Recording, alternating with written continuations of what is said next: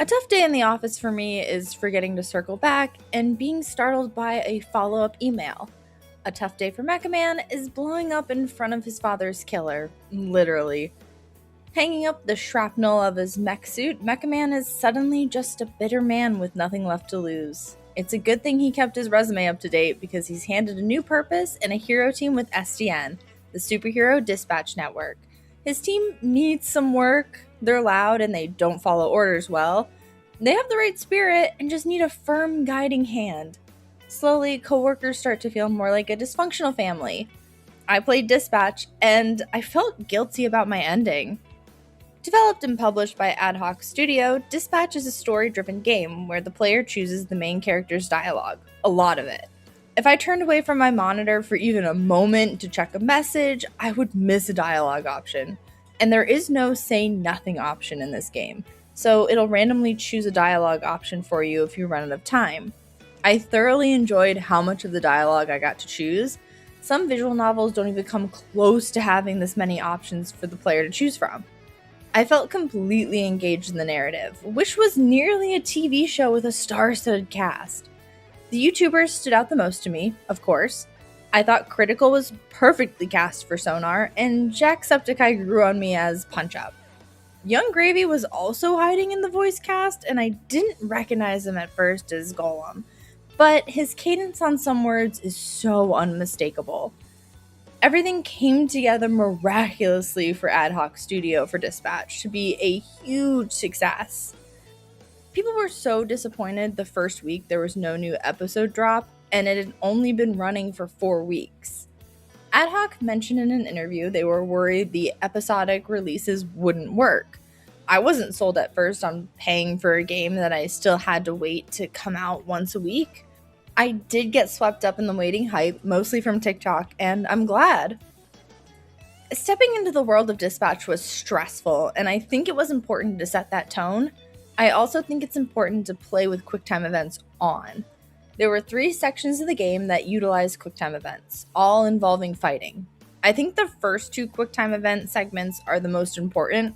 Robert is a hero without powers. He pilots a mech suit, but once outside that shell, his chances for survival in the hero world tremendously go down. During the first QuickTime event, I was stressed because the toxic villain could melt Robert to goo.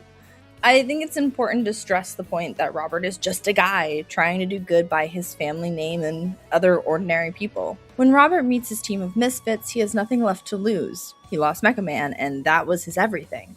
He was exactly what the Z-Team needed, and I think it felt natural watching him take the reins. Robert wasn't a corny hero who thought the team could be outstanding model heroes. He was realistic with them. When they pushed, he would push back, but he'd never leave the team feeling punished. Robert let the Z-Team know he wasn't much different from them. He just had a dad who raised him as a hero. That's all the Z-Team needed, guidance, but he didn't change anyone. I never felt like there were any mean dialogue options in Dispatch. There were awkward moments between characters, but from the choices I made, I never thought Robert would read as deliberately mean. Some of those Telltale games let you be mean enough to turn your friends against you, then the dreaded "they will remember this" notification pops up in the corner and you know they're gonna leave you for dead as revenge. Going through his own rough time made Robert softer and more understanding, in a take-no-shit yet calm sort of way. One of the hardest choices is presented early. The player must decide to let a Z-Team member go. It's between Sonar and Coupe. I kept Sonar on the team, and no matter who you choose, Robert tries to let them know their time with SDN was not meaningless, that they took the first steps to change and they could keep doing good. He knew getting cut from the Z-Team would most likely lead them back to their villain era. I was a little upset at Blazer for deciding suddenly someone had to go when I felt like I was starting to like the team. I wasn't failing as much on dispatches. The player puts time into raising stats and had probably raised a few by the time they choose who to cut. With one hero down, I suddenly felt like I didn't have enough people. Dispatch is not about who you were, it's about who you're becoming. Your past does not define you. I messed up letting that message go right out the window, getting a harsh ending with Invisigal. I wasn't a fan of Invisigal. She disobeyed every order and she never wanted to be a team player, and at no point did I ever feel like we were getting through to her. There was a whole scene where I had Robert tell her fate does not define her. Invisigal's power didn't make her evil. They're not inherently villain powers. I started to feel like I was getting through to her, but I didn't romance her, and it felt like when I chose Blazer, I was rolled back to square one in getting Invisigal's trust. When I had the option to cut Invisigal, I took it without taking into consideration how it would affect her. At this point, I had the Z team tell me it was her or them. I couldn't lose the team I had worked so hard with. At one point in the game, during the big bonding moment, the player can reveal that Robert is Mecha Man. I revealed it, and Flambe tried to kill me before running away. When making the decision to cut Invisigal, he speaks up to defend her. Surprisingly, reminding Robert and the others, he was let back onto the team after threatening to torch Robert. At this point, Invisigal did get Chase mortally wounded when he went to save her after she went off alone again. I made Invisigal turn back to villainy, and I got a bleak achievement for it. But I wish she would have opened up to Robert more, romance or not.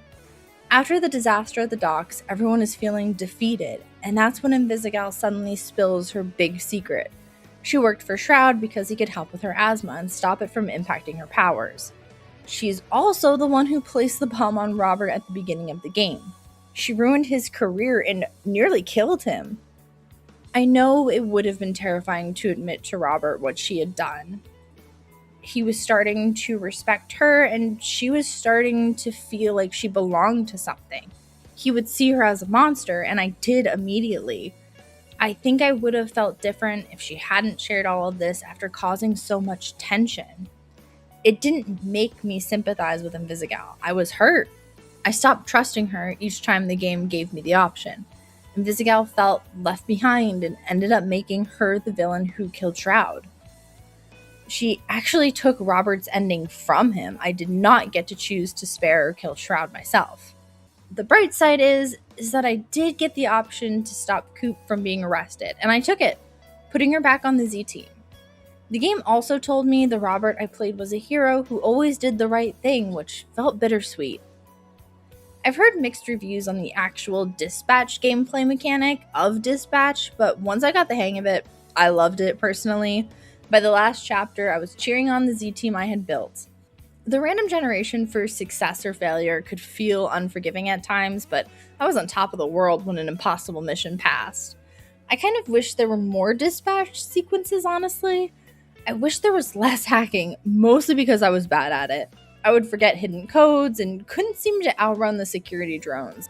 I was unable to turn the lights off in the jewelry store for Invisigal, but it wasn't on purpose. Dispatch was a unique experience, and I had a great time playing it. I liked it so much. Right after I finished, I started playing again to see the other options and redeem my blunder. Not picking Waterboy for my team this time around is going to tear my heart to shreds. He deserves the chance to become a great hero. I never expected Dispatch to have heavy consequences down the road in the storyline. Overall, my most dispatched hero was Mal 9 times out of 10 with Sonar. Who was yours? And are you proud of how your version of Robert turned out?